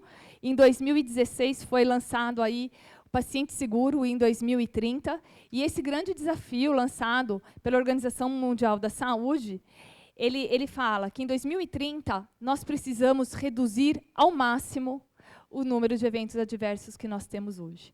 Construindo, então, um novo sistema de saúde, pensando em segurança do paciente, pensando em segurança e em gestão de risco. Okay? Eu deixo aqui para vocês. Meu muito obrigada.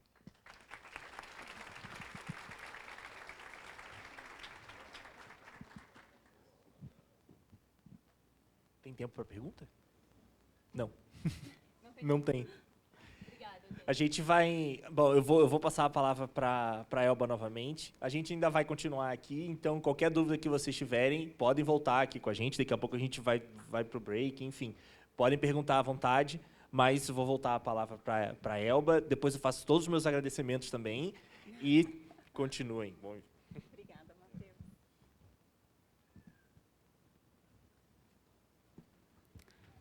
Bem, dando seguimento, então... Quero agradecer ao Matheus de Deus e à Érica por essa palestra excelente, né? Foi maravilhoso, muito enriquecedor. Então, sairemos daqui bem atentos, né?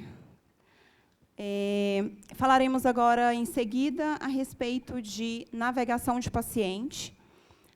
Eu vou convidar a enfermeira Monique Pio para trazer essa palestra. Ela traz como tema o seguinte... Você pode ser um enfermeiro navegador?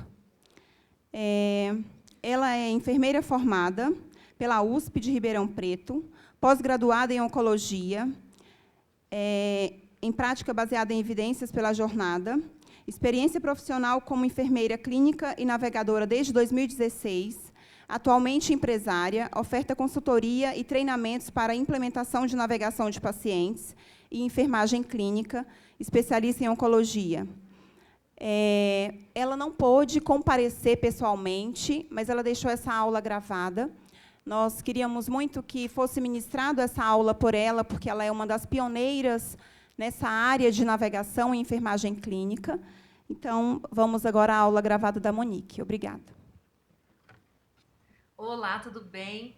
Prazer imenso estar aqui com vocês hoje, nessa primeira jornada multidisciplinar do paciente oncológico.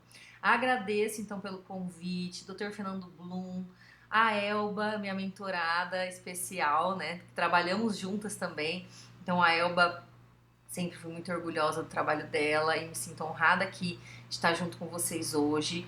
Me foi solicitado para falar sobre navegação, que é uma temática onde eu atuo desde 2016. Então, vamos lá, deixa eu só colocar aqui os slides.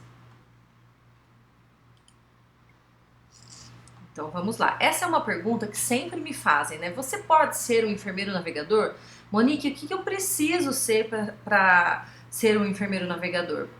Então, hoje, vou aproveitar aqui esse tempo que eu tenho para falar com vocês como a navegação de pacientes surgiu, o que é essa tal dessa navegação, o que aconteceu no Brasil em janeiro, que foi aí um rebuliço, uma movimentação na enfermagem oncológica, principalmente enfermagem, vocês vão entender um pouco mais para frente, então um spoiler aí do meio para o final da aula. Se você pode ser um enfermeiro navegador e depois... Vou colocar algumas referências essenciais para quem precisa entender um pouco mais do que é navegação ou precisa se aprofundar de uma temática aí, de uma profissão que já é, né? Às vezes já é enfermeiro navegador e precisa ter ali estipuladas referências, os standards. Então, fica aqui até o final comigo para a gente ver e eu passar realmente para vocês todo esse conteúdo. Oncology Nurse Society e AONN são as referências mundiais de navegação, são americanas, né, ficam nos Estados Unidos, e vocês já vão entender que quando a gente fala de navegação de pacientes, Estados Unidos acaba sendo uma grande referência. Mais pra frente um pouquinho a gente vai falar de enfermagem clínica especialista, porque me pediram para falar, né, sobre a resolução, e na resolução é em navegação e enfermagem clínica. Então a gente precisa, vocês precisam entender essas diferenças aí, tá? Então, quando a gente fala de enfermagem clínica especialista, existem outros países que já atuam nessa área há muitos anos e têm guidelines publicados. Então, por exemplo, Inglaterra, além dos Estados Unidos, sabe? Mas quando a gente fala de navegação, aí acaba sendo mais Estados Unidos o país de referência e vocês já vão entender o porquê. Então, em navegação de pacientes, essas são as publicações que vocês precisam ler, estudar, entender, se aprofundar, quem quiser realmente iniciar nessa profissão. Então, tanto os standards quanto o core competências, porque eles nos falam, essas duas publicações, elas nos falam o que precisa ter de básico ali na minha atuação, quais são os standards. Os standards é o básico, né? E o core também. Então, o que tem de básico na minha atuação, o que eu preciso saber, o que eu preciso fazer de básico para eu ser considerado um enfermeiro navegador. E tudo isso começou lá em 1989, então, gente, super recente. Geralmente, quando a gente fala de coisas da enfermagem, a gente fala Florence, mas não, a navegação de pacientes é recente. E o fundador, Dr. Harold Freeman, ele é vivo, pelo menos até a última notícia que eu tenho, ele é vivo até hoje, tá? Então, realmente, a navegação é muito recente na história da enfermagem. Então, em 1989, o presidente dos Estados Unidos, na época, ele fez uma investigação sobre o câncer, como é que estava acontecendo, né? O que estava acontecendo na população para eles entenderem e proporem intervenções. Então, eles fizeram audiências em 7 cidades americanas e tiveram os testemunhos desses americanos pobres, de todos os grupos étnicos, quanto ao diagnóstico do câncer. E eles viram que pessoas pobres, eles tinham barreiras substanciais tanto para buscar quanto obter os cuidados de câncer. Muitos não procuravam atendimento porque não podiam pagar. Eles suportavam mais dor e mais sofrimento de câncer do que os outros americanos. As famílias faziam sacrifícios gigantescos, então de vender a casa, sacrifício mesmo, sabe, passar fome para obter e pagar pelos cuidados. O fatalismo, então as pessoas mais pobres morriam mais de câncer e não tinham acesso nem a programas de educação. Então, muitas vezes o que faltava para essa população realmente era educação, era esse acesso que faltava a elas. E aí, eles fizeram, né, já aprofundando nessa temática, o Dr. Harold Freeman fez uma investigação para entender. O objetivo do estudo foi entender a quantidade, a distribuição e as causas do excesso de mortalidade na comunidade do Harlem, em Nova York. Então, foi nesse mesmo movimento lá de 1989, 1990, que eles estavam tentando entender por que a população americana estava padecendo de algumas doenças, e em alguns lugares específicos, por exemplo no Harlem, em Nova York, isso acontecia com mais intensidade. E aí, deixa eu só ver se o meu... Tá, aqui aparece para vocês, ó. Aqui são os gráficos desse estudo. O primeiro é sobre porcentagem de pacientes vivos por idade. Então, aqui a porcentagem e aqui conforme o avançar da idade. Então, aqui é o masculino e o feminino. No masculino, o público do Harlem, quando chegava por volta de 35 anos, eles se igualavam ao gráfico de Bangladesh, um país subdesenvolvido em relação ao número de mortes. E quando passava, né, conforme avançava a idade, o Harlem, os homens morriam mais do que essas pessoas de Bangladesh. Já quando a gente falava dos americanos brancos, esse número não era nem se comparado ao Harlem. Então, eles começaram a ver que no Harlem, e além outros bairros também, mais pobres, de população maioria negra, eles precisavam fazer uma coisa diferente. Não necessariamente somente o que estava acontecendo, eles precisavam ali ter alguma intervenção. Aqui o público feminino, elas não se igualavam à população de Bangladesh, mas também não era nem parecido com a população branca americana. E aqui no de baixo, ficou um pouco distorcida a imagem, mas é o número de mortes a cada 1.000 pessoas da população geral, tá? Por ano. E aí a gente vê que a América branca, né, das pessoas brancas, eles morriam muito menos quando comparado aos americanos não brancos. Mas, quando falava do Harlem, ainda tinha uma característica específica ali do Harlem, que esses pacientes morriam mais. Dr. Harold Freeman era um cirurgião oncológico. Ele começou a ver que as pacientes não chegavam para ele a tempo dele operar, porque elas já chegavam com um câncer muito avançado. E aí nisso, novamente, entender, né? Vamos entender como é que funciona aqui, o que está acontecendo. Então eles fizeram uma análise retrospectiva lá até o ano de 1986.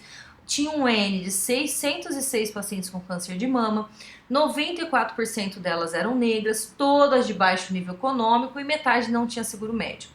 Lá nos Estados Unidos é seguro, né? Não é convênio.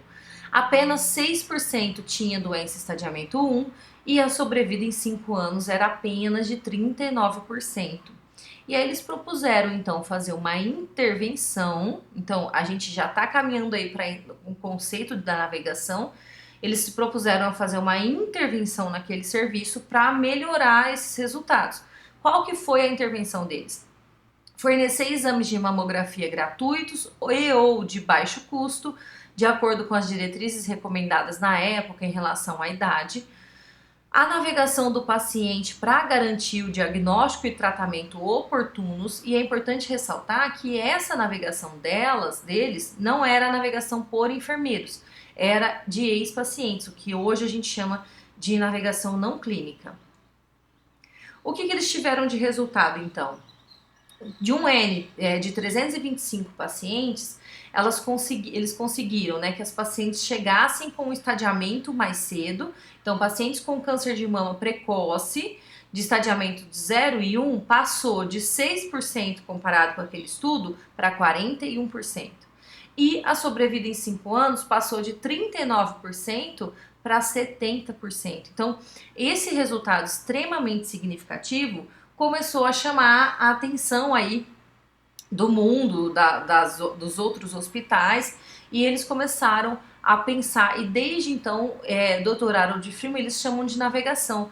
Por que navegação? Porque realmente caminha o paciente, leva o paciente diante dessa linha do cuidado, o que para a gente seria mais fácil, porque a gente já conhece todos os fluxos, já conhece o hospital, já conhece onde é. Para o paciente, ele está vivenciando aquilo uma primeira vez. Então, esse tempo acaba sendo maior. Então, por exemplo, um paciente que chega para o médico fala lá o diagnóstico dele, olha, eu estou suspeitando que é um câncer, a gente vai precisar fazer uma biópsia. Muitas vezes esse paciente, ele vai demorar um tempo aí até ele procurar o médico para fazer a biópsia, mesmo que seja 1, 2 dias, ele está lá metabolizando o diagnóstico, a suspeita ainda. E aí, quando tem uma navegação, essa navegação ela já agiliza esse processo, ela já facilita. E vocês acham que ainda é uma realidade no Brasil mais próximo que acontecia no Harley ou a América Branca? Então, assim, no Brasil, obviamente, a nossa realidade se assemelha muito mais ao que acontece no Harlem, tá? Então, a gente está vivendo e vivenciando um momento na enfermagem que é um boom na navegação de pacientes e enfermagem clínica especialista também. Então, eu até falo, né, quem bebe água limpa, quem chega no Rio primeiro. Então, é uma oportunidade, sim, para a enfermagem, a navegação de pacientes e a enfermagem clínica especialista. Então, o que é a navegação? É uma intervenção de prestação de serviços baseada na comunidade, projetada para promover o acesso ao diagnóstico ou ao tratamento, tá, oportunos, de câncer e outras doenças crônicas, eliminando as barreiras ao atendimento. Então, nessa frase aqui do Dr. Harold Freeman, ele resume assim a navegação, mas a gente pode abordar várias facetas. Então, intervenção. Eu preciso conhecer o serviço primeiro, entender as necessidades, você viu que ele fez um estudo. Eu preciso entender aonde que essa intervenção deve ser feita, porque tem muito programa já, gente, que vamos criar um programa de navegação, é tudo lindo. Só que não faz o estudo, não entende a população, não entende a janela crítica, não entende onde estão os problemas e aí cria um programa, só que depois esse programa não consegue mostrar resultado. Então, a intervenção ela tem que ser direcionada para resolver um problema daquele serviço. É projetada para promover o acesso, então, tanto ao diagnóstico quanto ao tratamento, em tempo oportuno. Então, a navegação, a gente já começa a citar aí o tempo. O foco principal da navegação é resolver essas barreiras, essas dificuldades para o diagnóstico e tratamento em menos tempo. E eliminar barreiras não é somente uma barreira de um convênio, por exemplo, que não autoriza. Não, são 7 tipos de barreiras. A gente tem barreiras psicológicas, barreiras práticas, uma mãe que não tem quem deixar a criança para ir fazer o tratamento. Então, são diversos tipos de barreiras, tá? A navegação, então, para complementar, é uma força orientadora que promove a movimentação oportuna do paciente por meio de um complexo sistema de cuidados. A função principal é a eliminação de barreiras ao atendimento. Então, ela reduz tempo, ela facilita a eficiência desse serviço. O primeiro programa brasileiro de navegação de pacientes publicado, né? Porque a gente sabe que tem muitos serviços que atuam com navegação desde antes, mas, gente, publicado saiu na frente. Então, a navegação realizada em 2019 foi a primeira publicação, que foi do Hospital Moinhos de Vento. A navegação lá foi a primeira que a gente viu, assim, publicar no Brasil, e além disso, realizada por enfermeiros, não eram navegadores não clínicos. Todos os pacientes com câncer de mama foram navegados, que foi um N de 263. A taxa de satisfação foi de 97% e elas conseguiram redução do tempo do diagnóstico ao início de tratamento de 24 dias para 18 dias. Então, redução de tempo do diagnóstico ao tratamento, a gente precisa reforçar que o diagnóstico é o anatomopatológico e o início de tratamento aí seja qualquer tratamento, pode ser cirúrgico, terapia endócrina, quimioterapia, qualquer um deles, tá? Esse indicador é um dos principais quando a gente fala de navegação em oncologia. Então, do diagnóstico ao início de tratamento, e esse indicador chama oportunidade de tratamento. Lá no final eu vou mostrar para vocês um kit da IONN que fala somente sobre os indicadores. Trouxe um exemplo aqui, uma revisão de literatura, já tem diversas, tá? A gente consegue comprovar muito a eficácia, eficiência, efetividade de vários programas de navegação, mas trouxe um exemplo aqui que não tem um ano aqui, mas se eu não me engano é de 2020 essa revisão, que eles conseguiram implementar a navegação, maior retenção de pacientes, maior fidelidade com o médico nos programas de câncer, aumento na receita, redução na utilização desnecessária de recursos como PA, internações, redução nos encargos dos provedores de oncologia, redução potencialmente do burnout, dos erros e da dispendiosa rotatividade de pessoal.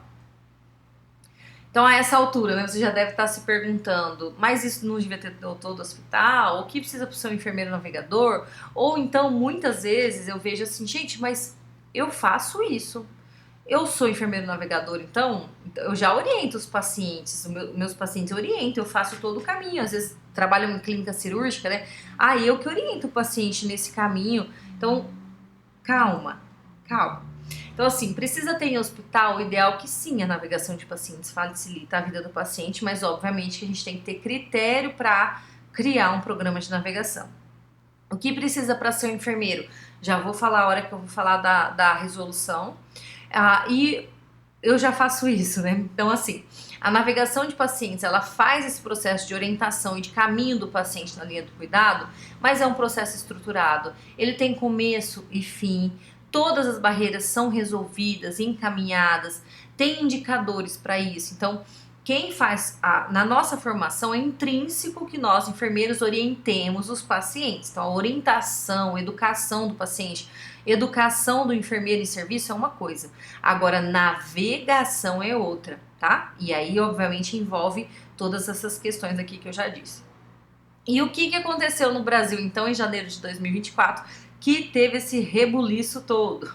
Foi a publicação da resolução COFEN 735, de 17 de janeiro de 2024. Essa resolução 735, ela normatizou a atuação do enfermeiro navegador e do enfermeiro clínico especialista. Como é que acontecia antes? Eu sou enfermeira clínica especialista e navegadora desde 2016. O que acontecia? Eu fazia, sim, o processo de navegação, entrava em contato com o laboratório, adiantava o anatomopatológico, agilizava isso, agendava biópsia, fazia todo esse processo de navegação na fase do diagnóstico, mas na fase do tratamento eu atuava mais como enfermeira clínica, fazia o manejo de sintomas, um acompanhamento ativo de manejo de sintomas. Isso era a realidade da maioria dos navegadores ou enfermeiros clínicos especialistas até a publicação do COFEN.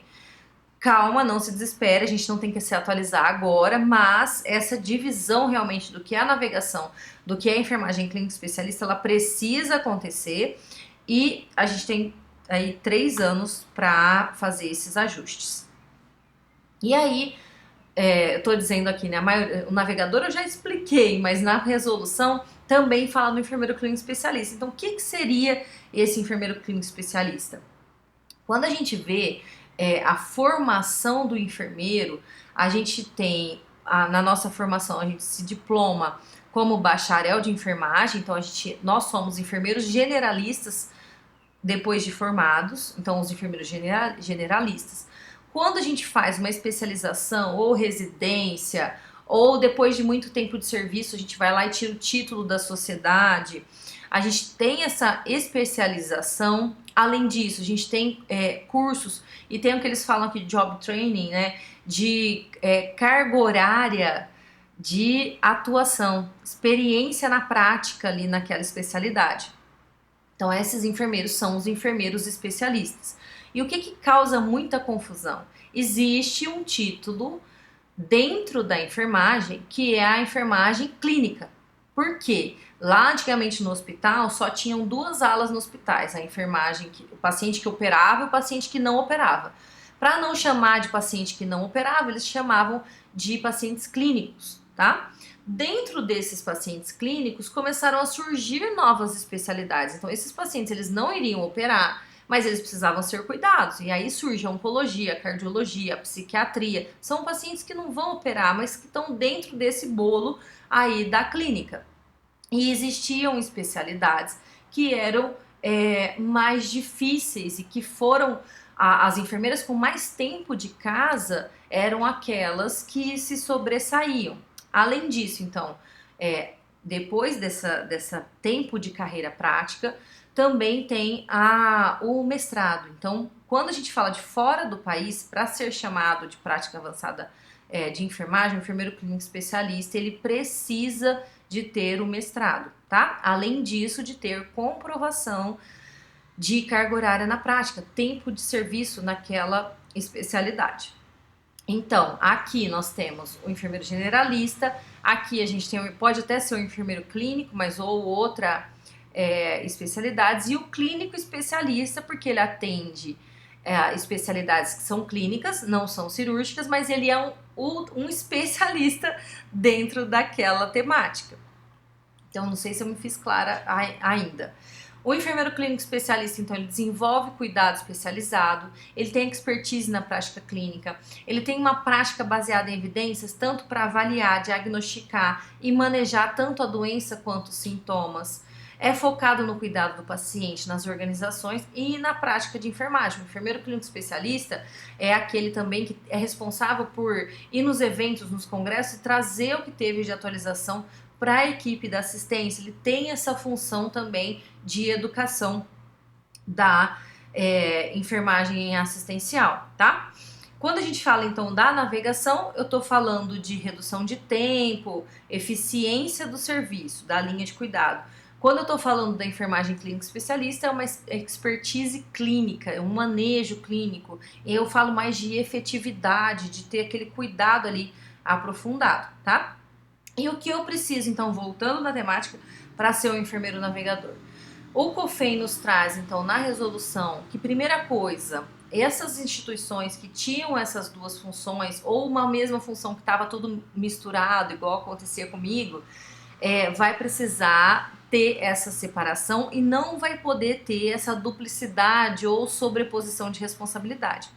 O enfermeiro do enfermeiro navegador quanto do enfermeiro clínico, e vai ter que ter um protocolo assistencial específico para cada programa. Critérios obrigatórios, então, para ser considerado, né, enfermeiro navegador, enfermeiro clínico, precisa ter 3 anos de experiência na área de atuação, e aí comprovado em carteira ou contrato, e além disso uma pós-graduação, que aí pode ser tirado o título na sociedade, residência ou pós-graduação mesmo, a normal, né, na área de atuação. E para os navegadores exige uma carga horária teórica de 60 horas e 60 horas práticas. Além disso, essa resolução ela veio chamando tanto a enfermagem navegadora quanto o enfermeiro clínico especialista de prática avançada de enfermagem. E assim, a meu ver, né, o que eu busquei, eu posso até estar equivocada, assim, mas o que eu busquei no Reino Unido, United Kingdom, na Associação Americana de Enfermagem, todos os lugares que eu busquei de fora, eles chamam de prática avançada de enfermagem, enfermeiro clínico especialista, enfermeiro prático, enfermeiro obstetra, enfermeiro anestesiologista, mas o navegador não é prática avançada de enfermagem fora do Brasil. E isso, aqui no Brasil, foi considerado prática avançada de enfermagem. Então, a meu ver, essa resolução ainda terá desdobramentos, eu acho que vão, porque não exigiram mestrado, por exemplo, na resolução, mas eu acho que o próximo passo, pelo menos para a enfermagem clínica especialista, é que se exija o mestrado, tá? Então, assim, teremos atualizações. E o que define, então, se vai ser um enfermeiro navegador ou um enfermeiro clínico especialista na minha instituição, tá? Então, assim, eu já faço isso, eu já estou fazendo uma mistura de navegação com manejo clínico, só que eu vou precisar me atualizar eu vou precisar definir, né, daqui 3 anos. Quem que define isso? É a instituição. E aí lembra lá que a navegação é uma intervenção, então, se for justificável para a instituição ter esta intervenção, pode ser que até todos os clínicos virem enfermeiro navegador para potencializar esse programa, ou não. Não justifica navegação, vou passar todo mundo para a clínica. Quanto tempo que a gente tem para fazer esses manejos, esses ajustes institucionais? 3 anos da data da publicação da resolução. Deixo aqui, então, informações. Eu tenho pouco tempo, né? Eu tenho 20 minutos, eu nem sei quanto tempo de gravação dá até, devo estar batendo. Onde buscar informação sobre navegação ou enfermagem clínica especialista, mas aqui, ó. Então, a gente tem os standards da Oncology Navigation, e aqui não fala somente do enfermeiro navegador, tá? Fala de navegador clínico e não clínico, mas oncológicos, quais são os standards, ou seja, o básico, o que é o mínimo que tem que fazer. E aqui o Nurse Navigator já é específico para enfermeiros, só que não enfermeiros navegadores, só que não é direcionado para oncologia. Então a gente tem, obviamente, que estar atento a essas 2 publicações. Essa da REBEM, implantação de práticas avançadas de enfermagem na atenção primária, um percurso metodológico que, assim, é sensacional. Quem for nessa área precisa ter esse conhecimento desse artigo. E o Guideline de Prática Avançada de Enfermagem do International Council of Nurses. E vocês vão ver que aqui não tem navegador. Então, a meu ver, né, o que eu busquei de informação, a navegação não é prática de enfermagem avançada fora do Brasil, mas no Brasil é. Então, isso aqui pode guiar um pouco a gente também nas nossas implementações. E esse kit aqui de ferramentas da AONN, que nos traz todos os indicadores que eles recomendam. Então, assim, gente, não tem um evento, não tem um congresso que eu vá que não tem essa pergunta: qual indicador vocês coletam? Como que vocês avaliam? Como é que tá? Tem como fazer um benchmark? Isso é super difícil de fazer, mas esse kit aqui tem todos os indicadores que a maioria das pessoas estão coletando. O mínimo que a gente pode fazer é carga de casos por navegador por programa, oportunidade de tratamento, que seria esse do diagnóstico ao início do tratamento, dentre outros que tem aqui nesse kit. Então, quem está atuando ou pretende implementar um programa de navegação, a gente não tem como iniciar sem ter conhecimento disso aqui, tá? Inclusive, os standards e o core competências, ele precisa estar nas referências e serem considerados, né, os 2, na hora que for fazer a descrição de cargo. Precisa estar sendo consideradas essas 2 publicações aqui, tá bom? 20 minutinhos é pouco tempo. Assim, se depender de mim, eu fico falando aqui muito sobre navegação, porém, deixo vocês à vontade para me enviarem dúvidas se tiverem. Então, este aqui é o meu e-mail, monique.mudo, pio.onconurse@gmail.com, e o meu Instagram, que é @moniquemudo também, pio, que é essa carinha aqui, a minha. E esse QR Code, direcione aí a câmera e entrem. Esse QR Code é um grupo que eu tenho não posso falar o nome, né? De um aplicativo que não é aquele terminado em app. É um outro aplicativo. E o que é interessante dele? Tudo que eu já mandei lá atrás, mesmo que você entre hoje, todos os artigos, todas as publicações que eu já mandei lá atrás, mesmo você entrando hoje, você consegue o acesso, tá? Então, é super interessante, é uma comunidade que eu mantenho lá. Se eu tiver qualquer atualização, qualquer questão, né, das minhas mentoradas ou de curso que eu vou abrir, eu sempre mando por lá, tá bom? Então, fico à disposição para as dúvidas. Não é ao vivo, né? Essa aula é gravada, mas podem me mandar as dúvidas ou então mandar para a Elba e a Elba me envia. Eu fico aqui esperando, espero que vocês estejam gostando do evento. As 2 primeiras palestras eu vi a temática, queria estar participando também, mas infelizmente não estou aqui em Brasília para conseguir participar, tá? Um grande beijo, nos vemos então, espero que na próxima jornada eu esteja ao vivo aí com vocês, tá bom? Um beijo, até mais!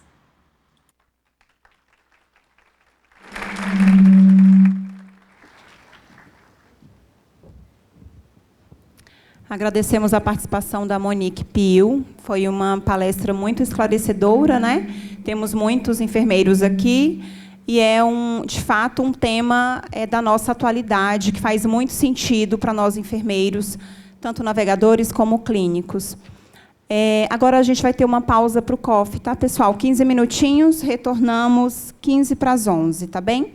Quero convidar os palestrantes para virem aqui na frente para tirarmos fotos, por favor.